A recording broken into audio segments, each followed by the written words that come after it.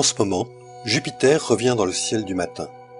Vous pourrez la voir, à Nancy comme à La Rochelle, le 9 mai avant l'aube, se levant à l'est en compagnie du croissant de lune. Jupiter est la planète des amateurs d'astronomie. Elle offre un spectacle toujours changeant.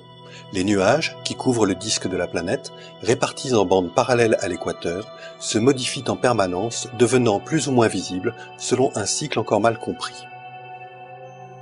Les 4 grosses lunes qui tournent autour de cette planète géante ont été découvertes il y a 4 siècles par Galilée, qui se rendit compte à cette occasion que les corps célestes ne tournaient pas tous autour de la Terre comme on l'enseignait à cette époque. Ces satellites, approximativement de la taille de notre Lune, tournent autour de la planète et nous pouvons parfois les voir passer devant le disque de Jupiter, suivis ou précédés de leurs ombres. Les sondes spatiales nous ont fait découvrir ces mondes. Le plus proche de Jupiter est Io, recouvert de volcans en perpétuelle éruption.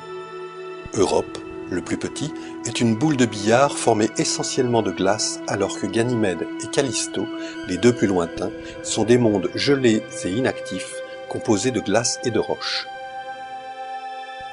Depuis Galilée, d'autres lunes ont été découvertes autour de Jupiter.